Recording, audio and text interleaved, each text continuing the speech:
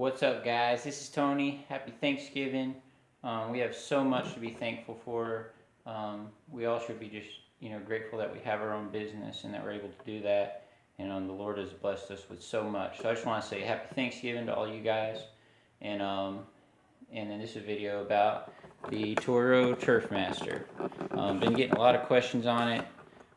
Blades of Grass, Lawn Care, Savannah, Georgia. Great videos. Love watching them. Many other people have asked questions about it too. So, I'll go over the couple of bad things first. I've had this for 14 months now, so I've had it for a while. So let me go over a couple of the bad things.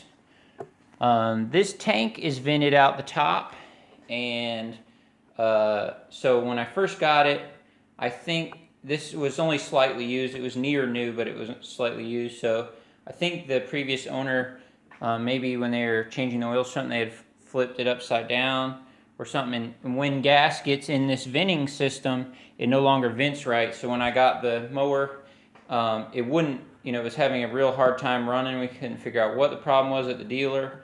And we just replaced the tank and fixed that problem. And the dealer suggested that I use it at half tank. So that's what I do, just to make sure that gas doesn't get up in this little system. So not a big deal, but that is something I did have to deal with on the commercial. Another thing is this air cleaner. I'll show you. It's kind of dusty and dirty right now. I've been doing a lot of leaves, but as you can see, it eats this foam as the machine vibrates. Just overuse. So it eats that, which I kind of wish it didn't, but not a big deal. Maybe 1 or 2 a year, and you can order them on. I ordered a couple filters on eBay, so not a big deal. One other thing, this little compartment, you can just turn those like half a turn. This little thing comes out, and usually there's grass in there, but it's kind of open in the back. I think it kind of falls down, like it, out so you can see daylight, like it just falls out. So I usually just take my blower and blow that out of there. Not a big deal. That's the same on the TURFMASTer and the timemaster, I believe. Another thing is I wish this bagger was a little bit bigger. I mean, it's big for sure, but the residential one has a much bigger bag. See how this one kind of is parallel with the top? On the residential one, it goes boom, gets real wide right here and goes up. Because I rented the residential one, and I like the residential one. I'll probably actually end up, I'd like to have that one and have this one, so I'd have a backup. I don't know which one I would use mainly. But the positives now. I gotta pick this up speed here.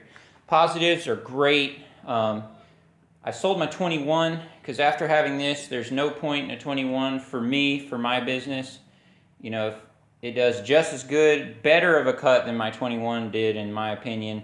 I had an exmark 21. So if the customer's just has to have a 21, well, I'm just not going to take that yard.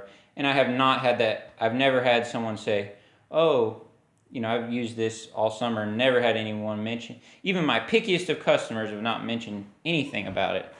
So, yes, I would recommend this mower. I think it's great. Like I said, I want to get the residential one as well, if possible, this year or next year.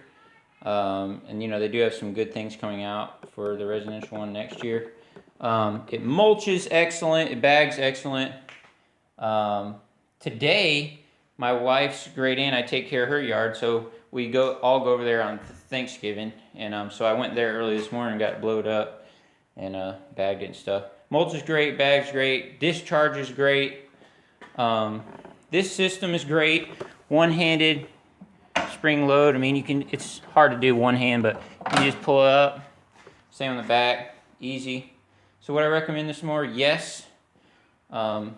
It's heavy, about 175 pounds, but you get used to that. The residential one's slightly lighter, so that is one other good plus about that. So yeah, for me, this is taking the place of the 21, and I want to get another one.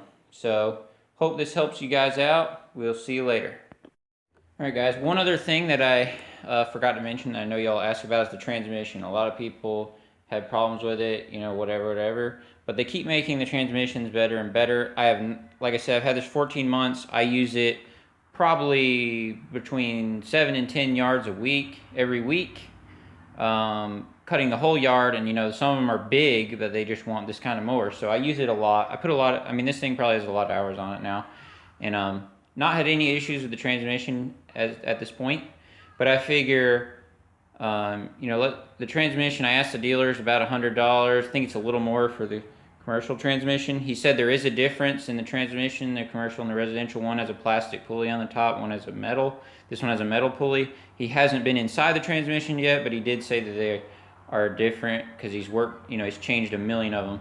But I figure, hey, $100 or $200, if I have to change the transmission once a year, which I haven't had to change yet, it's still worth it to me. It's saving me 40, you know, it's saving me a lot of walking passes.